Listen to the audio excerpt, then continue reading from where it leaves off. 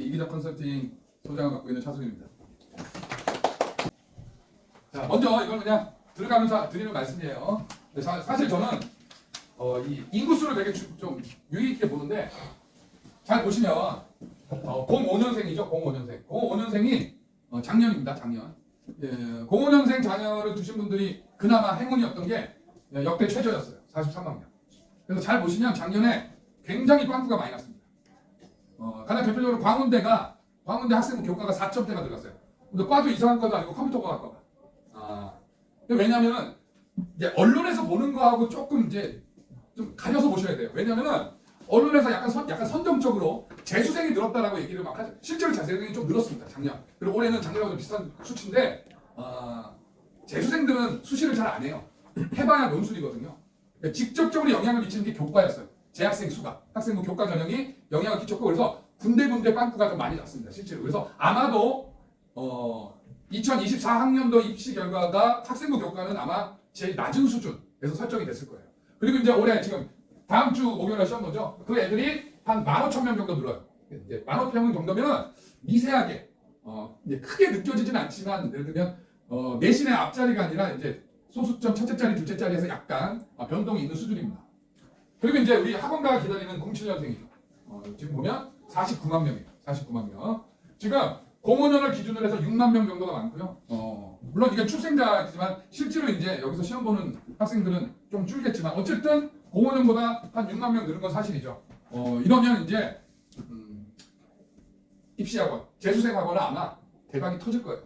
아마 내후년, 그죠? 그러니까 지금 07년생이 내년에 고3이 되고 우르르 떨어질 테니까 걔네들이 이제 그 다음에 재수하러 가겠죠. 그래서 지금 입시학원에서 다 그거 기다리고 있어요. 이 07년생들. 이게 어느 정도냐면요.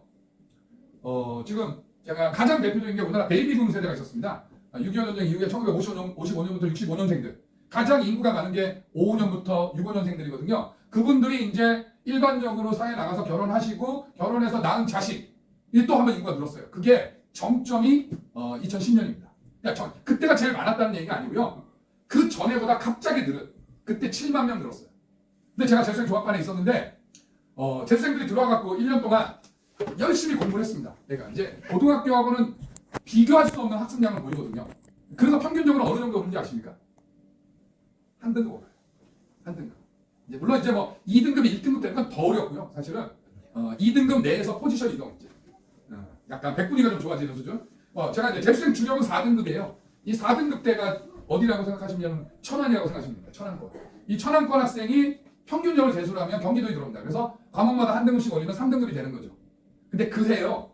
그 3등급 받은 학생이 천안에 갔어요. 그게 7만 명의 위력입니다.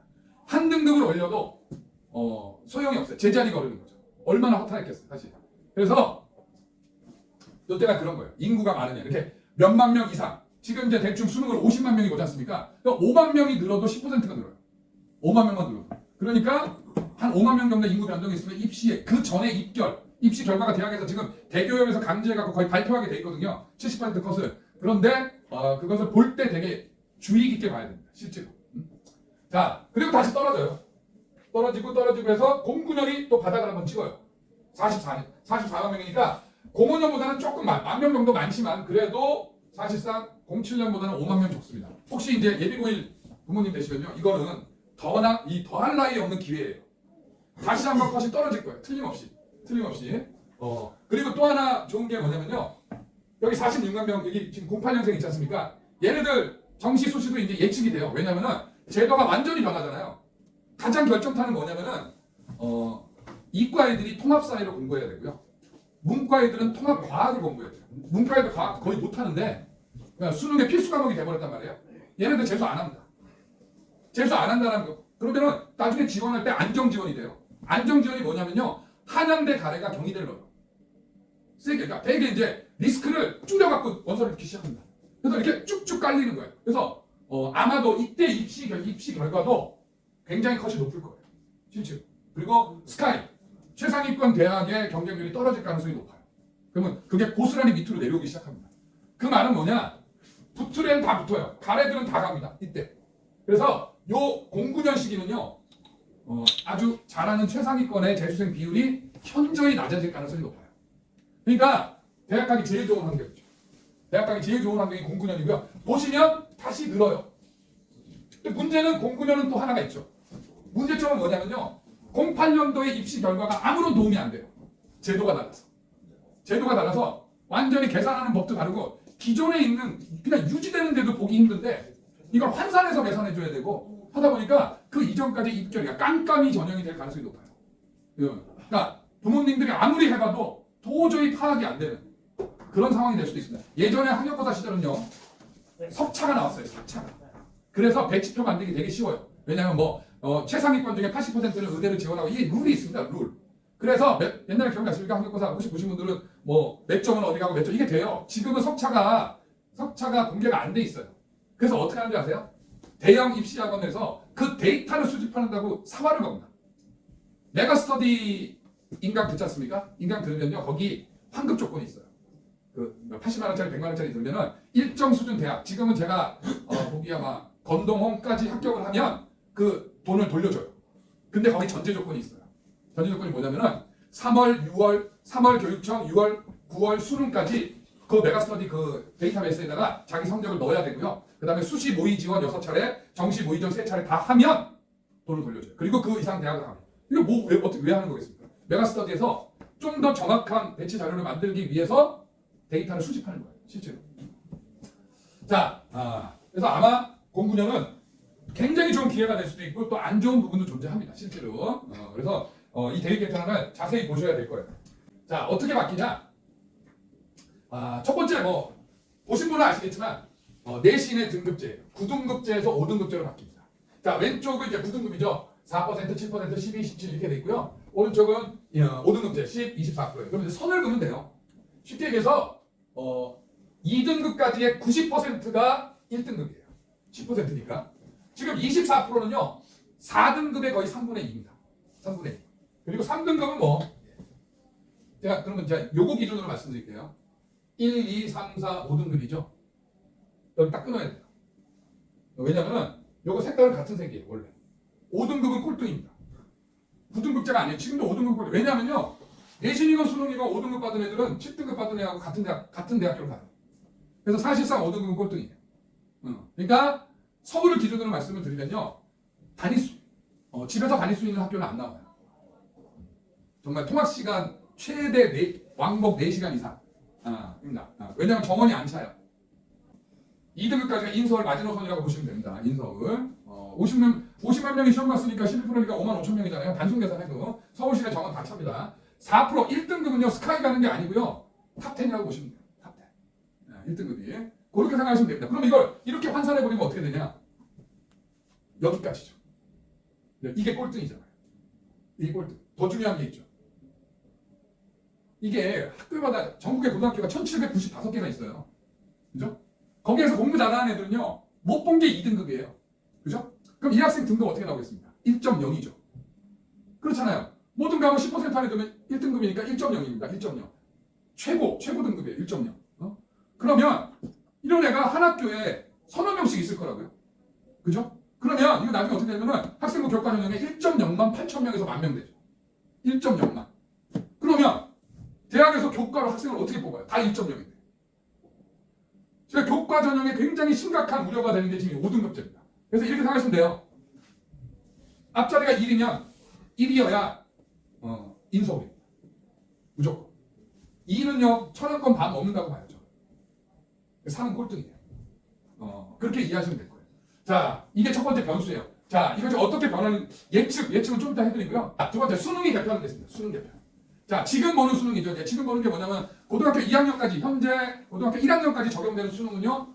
국어가 지금 파란 게 이제 공통이에요. 필수 과목이고요. 선택, 타작과 어려와 매체를 선택하게 돼 있습니다. 수학도 동일하게 수원, 수투가 공통이고요. 그다음에 확통, 미적, 기하 선택하게 돼 있어요. 이런 시스템이 돼 있는데 참고로 말씀드리면요. 제가 이거는 이것도 이제 단순화된 거예요. 지금 한 3년 전부터 이거 원래 이제 이 내용들이 다 안에 들어가 있었는데 이제 국어에 선택 과목이 생겼는데 그래서 독서 문학으로 돼 있고 과거에 이제 문제가 뭐냐면 독서 지문이 굉장히 어려웠어요. 독서 이과 애들도 잘 이해하지 못하는 양자역학 제시문 나오고요. 경제 그래프 나오고요. 철학 어려운 거 하여튼 인문사의 과학 국어 선생님들 정말 똑똑하신 분들입니다. 이걸 가르쳐야 돼요. 이걸 가르쳐. 자, 근데 작년에 무슨 현상이 벌어졌냐면은 이건 이제 예민한 얘기일 수도 있지만 이거는 정치적 성향과 무관하다고 봅니다. 역대 대통령 중에 사상 초유로 6월 평가가 끝나고 한 열흘인가 지나서 대통령께서 평가원 수능 난이도에 대해서 언급하셨어요. 수능 난이도에 대해서. 그래서 뭐라고 하셨냐면은 고등학교 과정을 넘어서는 난해한 배경 지식을 요하는 문제를 삭제하라고 없애라고 했는데 왜 이렇게 냈냐 하면서 실제로 교육부 평가국장 인사조치되고요. 평가원에서도 인사조치가 이루어지고 했습니다. 이거는 그냥 오프 더 레코드인데요. 그때 진짜 그렇게 냈어요, 사실. 그러니까 연초부터 대통령이 쉽게 가라 그래갖고 실제로 그때 독서 제시가 굉장히 쉬웠거든요. 쉬웠는데 채점한 결과, 그러니까 성적표가 나오기, 분석표가 나오기 전에 대통령이 언급을 하시는 바람에 뭐 대한민국 지존이 언급을 하셨지 않습니까? 그리고 실제로 인사조치도 이루어지고 그래서 독서 제시문이 쉬워졌어요. 근데 수능은 상대평가입니다. 변별력 유지해야 되잖아요. 그래서 뭐가 어려졌냐? 문학이 어려졌어요. 문학. 근데 여기서 새롭게 생긴 문학을 어렵게 되니까 이제 요즘 애들의 특성이 드러나기 시작했죠. 요즘 애들은 드라마 안 보죠. 드라마 안 봅니다. 영화도 잘 안 봐요. 웹툰도 잘 안 보고요. 사실. 그러니까 뭐냐면 이 서사 구조로 되어 있는 구조를 잘 안 봐요. 짧은 쇼, 유튜브 이런 거 보잖아요. 유튜브에 기승전결이 어디 있습니까? 그렇지 않습니까? 뭐냐면은 공감 능력이 제로예요. 왜 그러는지 이해를 못해요. 왜 그러는지. 소설 보고 이 주인공이 왜 고전 문학은 이해하겠습니까? 더 이해가 안 되죠. 그래서 문학이 엄청나게 지금 이게 저한테도 굉장한 상처가 됐었는데 작년에 저희 제자 중에 그 고려대학교 생명공학과 다니는 학생인데 삼수했어요. 삼수해서 고대 생명공학 간 학생이에요. 근데 의대 가고 싶어서 사수를 선택했어요. 학교 걸어놓고 사수 선택했는데 제가 본 학생 중에 학습량 제일 많았어요. 하루에 이제 재수생종합과는 플래너를 쓰게 하거든요. 거기 제가 학습 시간, 총 학습 시간, 국어 학습 시간이 다 적으라고. 그 학생이 최고였습니다. 15시간 40분이에요. 학원에 7시 50분에 와서 10시에 집에 가거든요. 그 시간이 몇 시간이냐면 14시간 10분이에요. 근데 학습 시간이 15시간 30분이에요. 제일 먼저 학원에 와갖고요. 밥 먹을 때도 뛰어가요. 밥 먹자마자 딴짓 안 합니다. 이빨 닦고 바로 앉아요. 조는 것도 본 적이 없어요. 그거를 1년 내내 했습니다. 이 학생의 가장 약점은 수학이었어요. 수학이 퍼펙트하지 않은 거야. 의대 가기에. 그래서 수학 공부 많이 했죠. 안쓰러울 정도로. 제가 그 학생한테 뭐라고 했냐면 이렇게 얘기했습니다. 쉬어. 강릉이라도 갔다 와. 너 지금까지 입시 요번에 지금 수능 4번째인데 네가 모르는 게 어디 있다고 이렇게 바들바들 떨면서 공부하냐. 불안해서 한다. 불안해서. 실제로 조퇴나 결석을 한 적도 없어요. 실제로. 근데 국어가 69점이 나왔습니다. 4등급. 그리고 수학 다 맞고요. 제 거 다 맞았어요. 국어만 69. 살면서 단 한 번도 90점 이하가 나온 적이 거예요. 뭐 어렵게 나왔을 때도 뭐 80점대 중간 나왔지만 어쨌든 1등급을 놓친 적이 없는데 그 1교시에서. 그게 뭐냐면요. 국어를 잘한다는 것의 개념이 바뀌었어요. 예전에는 독서 제시문. 한마디로 독서는 뭔지 아세요? 똑똑한 애들이 잘 봐요. 다양한 분야가 있기 때문에. 문학은 다른 문제예요. 문학은 공감이 우선이죠. 작품을 이해하고. 왜냐하면 거기서 전작품을 보여주지 않잖아요. 한 소절 떼서 보여주지 않습니까? 그러면 그 짧은 문장을 그거 보고도 이 주인공의 어떤 마음과 이런 것들을 이해해야 돼요. 사실은. 그러니까 대통령께서 잘못하신 거죠. 절대로 얘기하면 안 될 얘기를 하셨죠. 절대로. 입시 중간에 그것도 6월달에. 그거는 정말 잘못했다고 봅니다. 실제로. 잘못을 자꾸 인정하지 않으시는 분이어서 예. 그리고 학원가에도 탈바람이 났어요. 나중에 그 얘기까지 나왔잖아요. 카르텔, 입시 카르텔까지 얘기 나고. 그 제가 사적인 얘기인데 그래서 지금요. 지금 제일 우려되는 게 뭔지 아세요? 이제 수능을 보면 출제위원은 교수인데요. 예전에 난이도 조절에 실패한 다음에 검토위원이라고 교사들 들어갑니다. 교사들이. 그 교사들이 검토위원의 경력을 가지고 사교육에 예를 들어 메가스터디, 그러니까 대성이나 메가스터디 같은 더 프리미엄 모의고사나 이투스 모의고사에 출제위원으로 하면서 다른 사람보다 돈을 많이 받아요. 이 중에 몇몇 분들이 걸려갖고 이제 기소되고 했습니다. 그럼 잘 생각해보세요. 고등학교 선생님들이 검토위원으로 가려고 할까요? 안 가요. 안 갑니다. 학원 강사도 안 하려고 해요. 그래서 지금 어떻게 되냐면은 지금 더 프리미엄 모의고사나 이투스 모의고사가 굉장히 퀄리티가 떨어졌어요. 누가 내는 줄 아세요? 대학원생이 내는 거 아니면 은퇴하신 분들이 내는 거예요. 은퇴하신 분들. 학교 선생님. 네? 그래서 이상하게 수능은 이 문제가 학력고사 필이 나요. 냄새가. 근데 이거는 수능도 6, 9평도 그렇습니다. 정말 말도 안 되는 게 6월 달에 쉽게 내는 거고요. 9월 달에 어렵게 내는 건데 올해 거꾸로 했어요. 6월 달 6평 어려웠고 9평 쉬웠습니다. 너무 차이가 나요. 종잡을 수가 없어요. 제가 보기에는 앞으로 평가원은 난이도 조절에 좀 애를 먹을 가능성이 높아요. 경력자들이 많이 사라졌어요. 실제로. 이거는 현 정부의 실책이라고 저는. 이거는 이제 뭐 정치적인 어떤 색깔과 상관없이 저는 이 분야에 있는 사람으로서 굉장히 우려되는 바 중에 하나입니다. 주변에 고3들이 있으면요, 고2 고3들이 있으면요, 화작이 60%가 넘어요. 근데 제가 제일 싫어하는 애들이에요. 화작. 공부 안 해도 돼요. 그러니까 화작 선택한 애들은 공부할 의지가 없어요. 상위권 학생들, 특히 인서울 애들의 80%가 언어와 매체입니다. 언어와 매체 문법 들어가요. 무슨 말이냐면요, 화작은요, 공부 안 하고 봐도 풀 수 있고요. 언어는 공부 안 하면 못 풀어요. 근데 화작의 단점이 있어요. 시간이 오래 걸려요. 시간이. 그래서 자가 상위권 애들 어떤지 아십니까? 이거 국어는 진짜 국어는 수능 시험 보고 맨 앞에 첫 시험이지 않습니까? 이게 고3 기준으로 보면요, 인생 살면서 이렇게 큰 시험 본 적이 없어요. 그리고 첫 시험입니다. 날씨도 으실으실 춥고. 근데 시간이 모자라요. 시간이. 그래서 언어와 매체를 선택해서 공부를 열심히 해갖고 시간을 줄여요. 그래서 남은 걸 독서 문학에 투입하겠다는 게 전략이에요.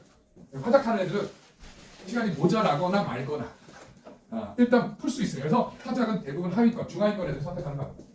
수학은 원투고요. 흔히들 아시는 확률과 통계, 확통이 문과 수학이고요. 미적과 기하가 이과 수학이고요. 의대 같은 경우 의대나 일부 상위권대 지금 많이 풀어졌어요. 옛날엔 지정이 있었는데 지금 이제 의대의 한 90%, 그다음에 이제 고대나 몇몇 학교들이 미적 기하를 필수로 지정합니다. 지금은 확통을 해도요, 이과를 갈 수가 있어요.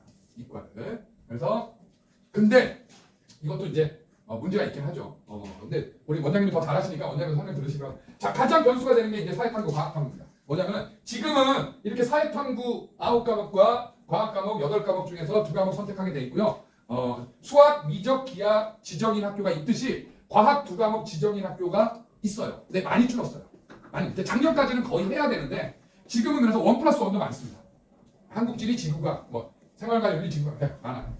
제가 아까 화작하나에 제일 싫어한다고 그랬죠. 재수생 중에서 딱 선택하면 물어보잖아요. 그러면 이제 문과, 화작, 확통, 생활과 윤리, 사회문화 이렇게 선택한 애들이 가장 최악이에요. 생활과 윤리도 도덕이에요, 도덕. 공부할 게 없어요. 근데 문제는 국어 문제 같아요. 사회문화도 그와 유사한 문제입니다. 그래서 이렇게 4개를 세트로 선택한 학생들 있잖아요. 공부할 의지가 없는 학생이죠. 어떻게 하면 학습량을 최소로 가져갈까? 이런 학생이에요. 대부분 실패해요. 대부분 실패해요. 근데 이게 어떻게 바뀌죠? 통합사회, 통합과학, 지정이에요. 이 과목이 다 들어가고요. 이 과목이 다 들어갑니다. 문이과 구분 없이 무조건 다 봐야 돼요. 무조건. 여기를 얘기 안 했고요. 국어 역시 다 들어가요. 이름만 살짝 바뀌었지만 이 4가지가 다 들어간다는 거예요. 아예 선택 없이. 수학은 잘 보세요.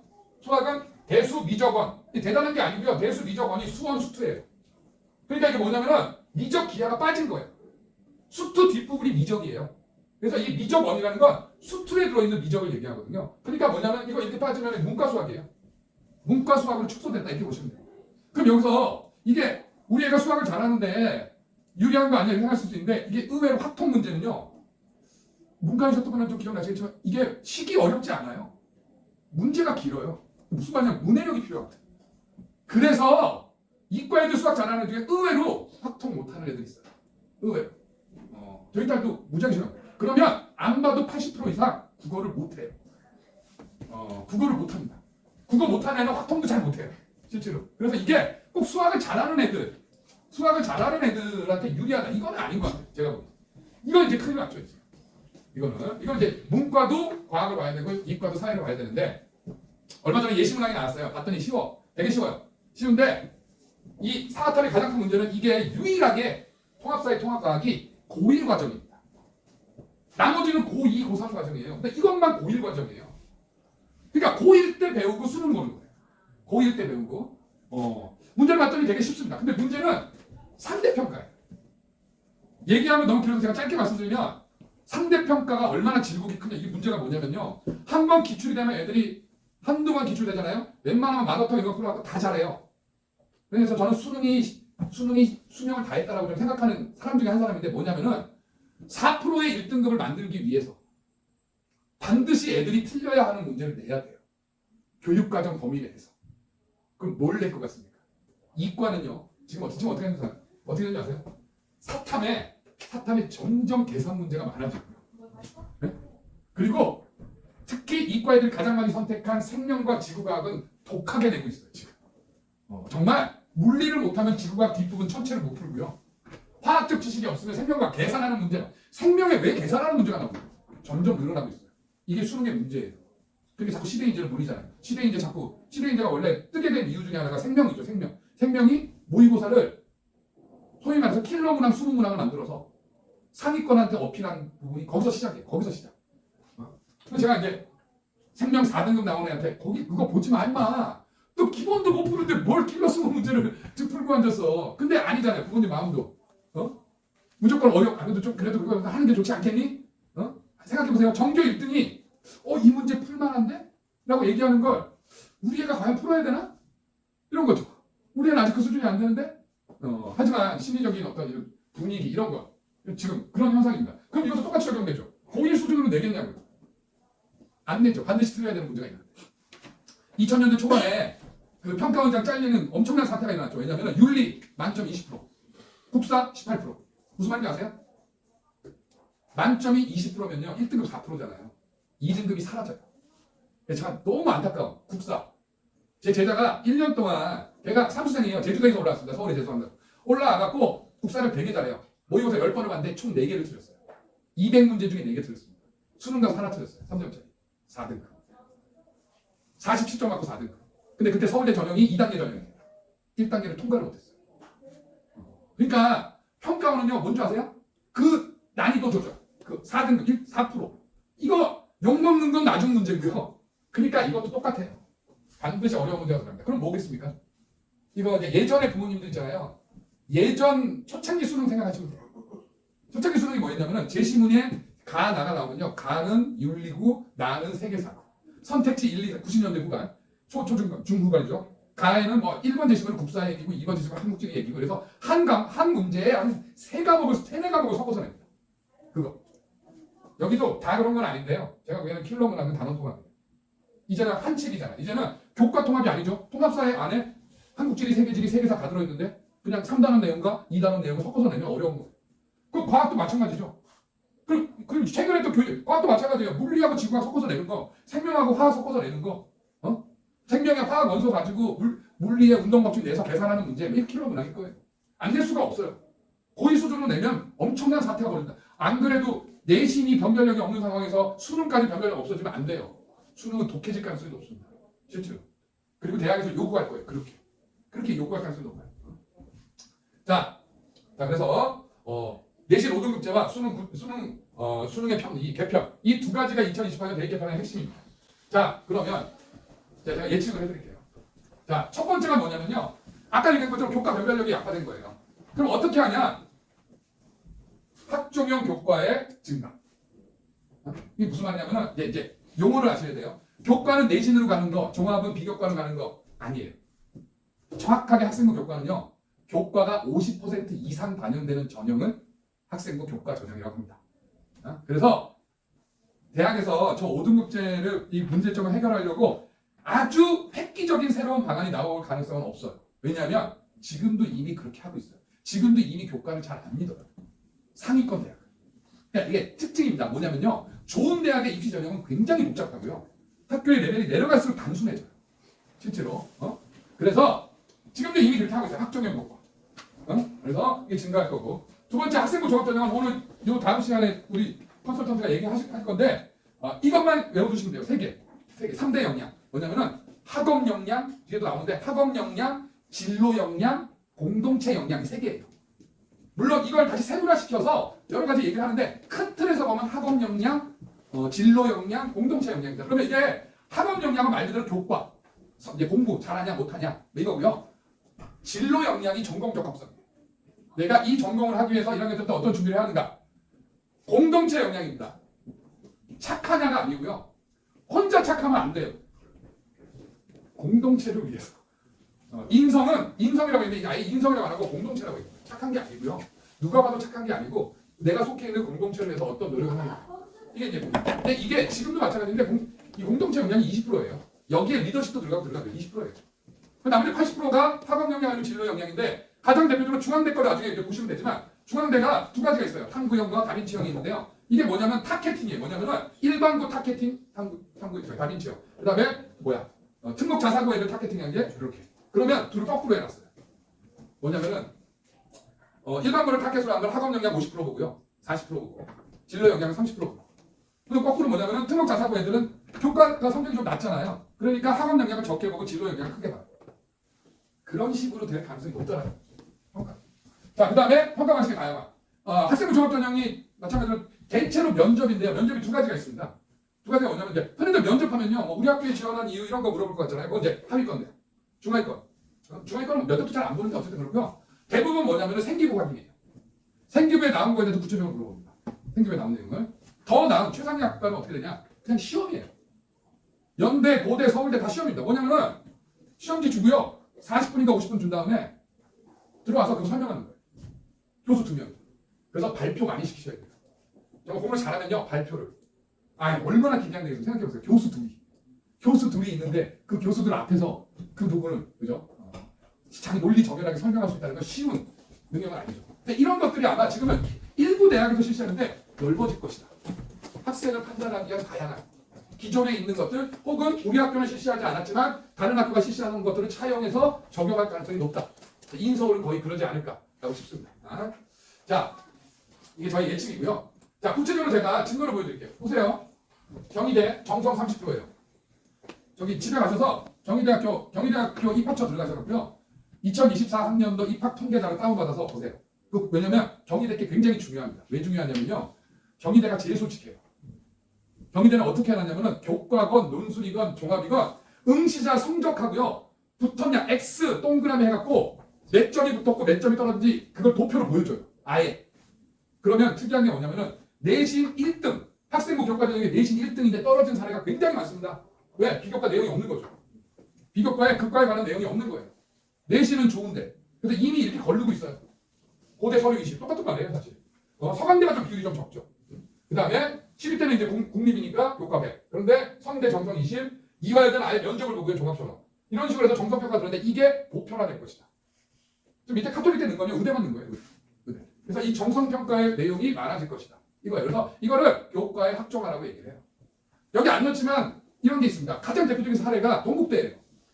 대학교들은요. 잘 보시면 한양대가요. 대학이 제일 싫어하는 게 뭔지 아십니까? 비교되는 거예요. 서성한이라고 하잖아요. 그러면 왜 서강대는 10% 이거 20% 한양대 지금까지는 이거 보지도 않았어요. 그냥. 그래서 이거 아시면 됩니다. 한양대가 교과 입결이 제일 높아요. 한양대는 서류도 없고 이거 이제 올해 처음 바뀌었는데요. 작년까지는 그냥 그래서 뭐 성적이 입결이 실수한 것이 1.1, 1.2 이렇게 돼요. 고대는 문과, 이과는 2.1도 있어요. 학교 컷이. 응? 그러니까 이거 뭐냐면은 서성한이라고 하잖아요. 그래도 한양대가 성대와 같은 그룹에 들어가 있잖아요. 그죠? 근데 똑같은 전형을 했을 경우에 똑같이 하잖아요. 비교됩니다. 그래서 비교할 수 없게 다르게 쓰는 거예요. 동국대도 마찬가지죠. 동국대도. 건동홍이잖아요. 그죠? 동국대가 제일 낮아요. 지금. 제일 많이 떨어졌어요. 지금. 그러니까 동국대도 마찬가지로 동국대가 어떻게 하냐면 여기 보세요. 지금 경희대는 국영수 4과, 문과는 4탐, 이과는 과탐 이거예요. 전교과. 좋은 학교에서 전교과가 많죠. 근데 동국대는 국영수 과학, 이과, 국영수 과학 중에서 제일 잘한 과목 10과목만 뽑아요. 쉽게 얘기해서 1등급 10개면 그냥 1.0이에요. 그러면 동국대 약대가 있거든요. 약대 입결이 몇 년째 1.0이에요. 그럼 어떻게 돼 있냐? 어떻게 뽑냐? 거기 똑같아요. 교과 70, 그 다음에 정성평가 30%. 그 30%로 아마 약대는요 1.0짜리가 정원의 몇 배는 될 거예요. 여기서 뭘로 가냐? 서류로 가는 거예요. 그러니까 이미 그렇게 하고 있어요. 그러니까 무슨 말이냐면은 내신 5등급 때는요 비교과의 내용이 중요해질 수밖에 없다는 거예요. 실제로. 그게 동국대 사례에서 알 수 있습니다. 비교과 3대장 아까 얘기했는데 학업력이 이러네요. 여기 보세요. 이거 참고해서 서류평가 팩트입니다. 흑박사정관이 이거 뭐야? 아니, 야 설마 아니요 팩트. 그래서 쓰는 내용 굉장히 중요합니다. 우수한 학생 이거 분들이 오해하시는데 많은 분들이 오해하시는 게 학생부 종합전형은 특목 자사고 애들을 뽑기 위한 것이다. 아니에요. 대학이 고민하는 게 뭔지 아십니까? 4년 동안 단위대를 뽑는 거예요. 4년 동안 단위대. 정시는요 학교 입학률이 너무 높아요. 옛날에 다 그랬잖아요. 점수 맞춰서 가지 않습니까? 전공 상관없이. 근데 전공 마음에 안 든다고. 참고로 말씀드리면요. 1학년 때 진로에다가 의대라 교사라고 쓰고요. 성적 안 되니까 2학년 때 생명공학으로 바꿔요. 대학에서 다 떨어져요. 왜? 내가 의대 가니까 다시 공부하랬지. 우리 학교 단일에 간다. 그러니까 학교에 대한 애정, 전공에 대한 애정 그걸 뽑는 겁니다. 이해를 잘 해야 돼요. 관심! 생기부 보시면 아시겠지만 느꼈다고 한다. 진짜 맞습니다. 95% 느꼈다고 한다. 애가 발표하고 느끼기만 한 거예요. 안 돼요. 실천. 행동을 옮겨야 돼. 동아리건 자율활동이건 뭐건 행동을 옮겨야 돼. 그게 바로 이거죠. 단순 경험. 단순 경험. 학교에서 소풍 가서 소풍 간 거예요. 참여한 거 단순 경험. 선택적 단순 경험. 수학여행 가는데 제주도하고 부산 어디 갈래? 선택. 능동 경험. 학교에 제안하는 거죠. 어? 뭐 하자. 이렇게. 어? 확장형 능동 경험. 그걸 넘어서는 거죠. 아예 자기가 기획안 꾸리고 다 꾸려서 이게 최상. 이게 이제 창의성, 자기주도성 이거니까. 자, 자세한 얘기는 뒤에 이제 보시고 뭐 이거는 그냥 학종을 이렇게 판단하는 방식이에요. 일종의 한양대 자료에 나온 건데요. 잘 보시면 동아리 활동 연계되는 게 좋다는 거예요. 수학교사가 얘기하는 세부 특기사항, 동아리 자율활동, 그다음에 다른 교사 행동 특성에 어떤 맥락이 합쳐지면 좋은 평가를 받는 거예요. 여기 따로 여기 따로 여기 따로 쓰여진 것보다는. 그러니까 그런 식으로 해서 창의성을 판단한다라는 사례를 보여드리는 거고. 자, 마지막입니다. 무엇을 해야 하나? 첫 번째, 진로 설정. 제일 중요해졌습니다. 나이 16살에 진로를 어떻게 설정하겠습니까? 근데 팁을 드리면요. 크게 잡으세요. 의사 이러지 마시고. 벌써 의사 직업이잖아요. 그러니까 보일 때는 크게 잡으세요. 공학자, 인문학 이렇게. 그리고 2학년 때 디테일. 그러면 저는 이게 다소 원론적인 얘기인데요. 정말 이게 그냥 교과서적인 게 정답이에요. 본인이 좋아하고 잘할 수 있는 걸 찾으세요. 너는 저도 컨설팅 예비고위 컨설팅 할 때 학생 오면 항상 물어봐요. 너 뭐 할 때 제일 좋냐?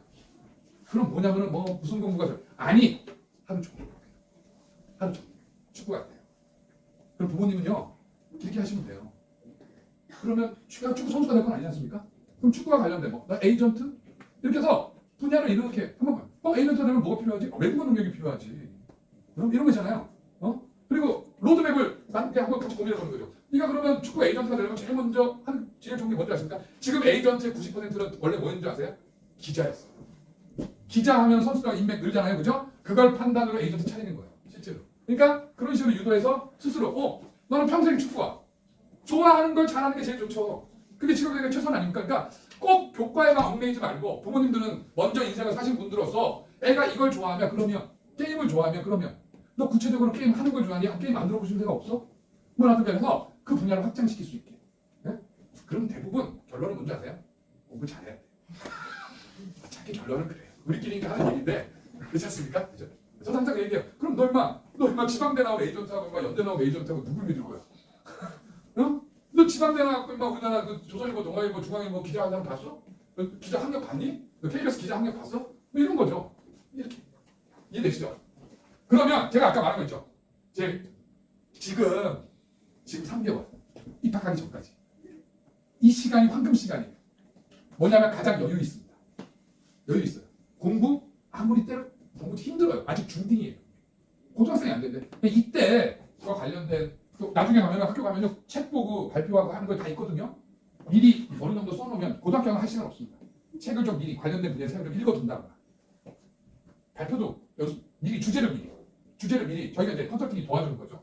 동아리 활동들 이게 미리 준비해서 가면 최소한 고등학교 1학년 과정을 어느 정도 준비된 상태에서 할 수 있다 이거죠. 3년을 못 하더라도. 두 번째 역량 파악. 제일 죄송한 얘기지만 정말 평범한 사람이 죽을뚱살뚱하는 해서 노력해서 얻은 성과보다 정말 천재가 평범한 노력을 한 걸 이길 수는 없어요. 안타깝게도. 그렇죠. 제가 누구처럼 우샤인 볼트처럼 연습을 해도 그 기록은 낼 수 없죠. 네, 첫 번째는 DNA. 그러면 이제 이런 얘기 하죠. 집에 가서 주위를 둘러보세요. 가계도를 보시고 가계도. 그래서 이거 중요합니다. 한 반 정도 돼요. 실제로. 두 번째. 역량은요. 인내하는 힘까지 포함합니다. 그러니까 아까 말했던 자존감부터 모든 걸 판단하셔야 돼요. 자존심이 상하면 내팽개치는지 이기려고 하는지 승부욕이 있는지 이런 거 있잖아요. 이런 것들이 역량이에요. 제발 부모님의 꿈을 강요하지 마시고요. 네? 이런 거죠. 뭐 디테일하게 분석하면요. 몇 년생은 학력이 부풀려진 데도 있어요. 사실은. 그러니까 85학번, 86학번, 87학번은 학력이 그 입학 정원제예요. 정원이 10% 이상 늘었습니다. 만약에 이분들이 졸업 정원제 학교를 갔으면 학교는 다 한 칸 안에 무조건 한 칸. 이런 거 있죠. 그래서 내가 어디를 갔는데 막 디테일 따지면 많지만요. 어찌 되었건 부모님의 그리고 스스로의 역량으로 했는지 아니면 어떤 환경이 필요했던 건지 그러니까 얘는 가장 솔직한 말은요. 내가 요즘 애들 같으면 공부했겠냐 이런 거죠. 저 놀 게 없어서 공부했거든요, 사실은. 근데 지금 손을 켜면 핸드폰 안에 수많은 세상이 있는데 내가 과연 이걸 팽개치고 공부할 의지는 과연 있었을까? 이런 거. 그게 객관적 파악이에요. 환경에 대한 접근. 뭐 이런 거. 자, 그것까지. 그리고 고등학교는 머리 좋다고 해결되지 않습니다. 머리 좋은 애는 똑같은 노력을 해서 시험을 잘 보는 것 뿐이지, 기본적으로 학습량이 중3 때까지 애들 모두 착각해요. 조금만 하면, 제일 나쁜 애들 뭔지 아세요? 조금 했는데, 뭐 아주 잘하는 건 아니지만, 뭐 나쁘지 않은 성적에 언제나 나보다 못하는 애가 더 많았어. 그럼 왜 이러죠? 요 애들은 고1 때 박살이 납니다. 왜냐면 그 습관 못 바꾸거든요. 여전히. 그래서 메커니즘. 공부의 메커니즘. 저는 의지를 믿지 않거든요. 공부하겠습니다. 안 믿어요. 저도 그런데요. 이날 이때까지 담배를 머릿속으로 몇 번 끊어냈습니다. 의지가 아니고요. 메커니즘이에요. 몸을 만드는 거예요. 저는 재수생반 활동하면요. 아침 7시 30분까지 선생님들 출근이거든요. 그러면 저는 5시 20분에 일어나서 안 씻고 나와서 6시 수영을 해요. 씻는 거죠. 나와서 갈아입고 가고 나와서 편의점에 들립니다. 편의점에서 쇼핑 시간이 30초가 안 돼요. 저 정도 나이는요. 뭘 고르지 않아요. 정해졌어요. 먹는 게 똑같아요. 왜? 몸이 변하는 거 원하지 않아요. 몸이 변하는 거 원하지 않습니다. 특히 아침 시작하는 거. 그래서 뭐냐면요. 눈 뜨고 하루 1교시 시작하기 전까지는 모두 매일 똑같은 것이 패턴이 반복돼요. 이게 습관이에요. 습관. 그래서 메커니즘을 만들어요. 몸에. 그러면 일관되게 어느 정도 시간이 투여돼요. 환경교섭. 이건 약간 저의 가치관인데요. 입시 때문에 망가진 부모 자식 관계가 너무 많이 있거든요. 특히 성이 다른 아버지와 딸, 엄마와 아들. 특히 아들은요, 사춘기 이후 남이라고 생각해야 돼요. 아니, 딸은 엄마한테 이렇게 나이 들면 엄마 시집가고 나면 엄마 마음 알고 친구가 되지 않습니까? 남자도 그래요. 근데 목욕탕에서 아빠 등 밀면서요, 말 안 해요. 그냥 울컥만 하죠. 근데 아빠 등 밀면 아빠는 내 얼굴이 안 보이잖아요. 그래서 서로 몰라요. 남자는 그래요. 그래서 엄마가 뭘 한다 그래? 정말 많이 봤어요. 부모님은 마지막 보르셔야 됩니다. 저는 우리 아이한테 그런 얘기했어요. 난 최악의 성격이야. 나는 좋은 대학을 보내고 좋은 코스를 가는 길을 알려주는 게 아니라 최악의 경우에 이런 게 있잖아요. 내가 그거 갖고 말다툼 몇 번 했죠. 그런 생각을 왜 미리 하냐. 너는 안 하니까 나라도 해야 되지 않겠냐. 옛날에 그 만나요. 아빠가 무서워서 가출했다가 못 돌아가는 애 많잖아요. 저 어렸을 때 많았거든요. 그런 애들. 그러니까 나는 돌아올 수 있는 아빠가 되자. 우리 애는 얼마나 피곤하겠어요. 아빠가 컨설턴트. 그쵸. 이거는, 그쵸. 분위기 아시죠? 학교 일정 다 알고 있고. 속일래야 속일 수 없고. 성적도 안 보이셔도 알아서 다 핸드폰으로 다 나이스 들어가서 보고. 그렇잖아요. 애 피가 말라요. 그래서 제가 진짜 버렸어요. 정말. 어떻게 하면 공부 잘하는지 아는데 저는 이게 중요해요. 사실. 그리고 마지막 뭐예요? 멘토. 학교 선생님이 될 거야. 누군가 될 거야. 아무리 똑똑한 사람도요. 한 명으로 지정하셔야 돼요. 저기 유명한 말 있죠. 첫째 아이 실패율이 굉장히 높다. 왜 그러겠습니까? 귀가 얇아. 이것도 있다. 저것도 있다. 우리 여동생 제가 그렇게 얘기했는데 초등학교 4학년부터 고등학교 1학년까지 애 중국어를 가르쳤어요. 걔 체육했거든요. 지금 중국어 쓰지도 않아요. 말을 듣질 않아요. 야, 딴 걸 시켜. 왜 자꾸 중국어를 시켜? 너 그거 알아? 한자는 잘해. 중국에서 쓰는 한자하고 우리가 쓰는 한자가 다른데 무슨 전혀. 그러니까 뭔가 그러니까 어디서 무슨 말을 들었겠죠. 어디서 무슨 말을 들었. 근데 그 사람이 우리 조카를 끝까지 초등학교 학습지 선생이에요. 그냥 뭐 하는데 중국어도 하라 그래. 그걸 거기까지 시켰다니까요. 그러니까 훌륭한 멘토, 가이드가 되는 사람. 그게 누가 됐건 간에 한 사람. 그거 만나셔야 돼요. 그래야 여러 말이 겹칠 때 누구 말을 더 따라야겠다 생각하십니다. 이게 이제 제가 드리는 최소한의 것이에요. 사실. 마지막으로 제가 한 말씀 드리겠습니다. 제가 한 말이요. 뭐 이런 거잖아요. 제가 무슨 이렇게 컨설팅을 하면 많은 부모님들이나 애들이 그럽니다. 선생님 말씀 다 알겠는데요. 그게 말처럼 쉽나요? 이렇게 얘기를 해요. 근데 저는 뭐라고 그러냐면요. 네가 가고 싶은 학교는 너같이 평범한 애를 원하지 않아.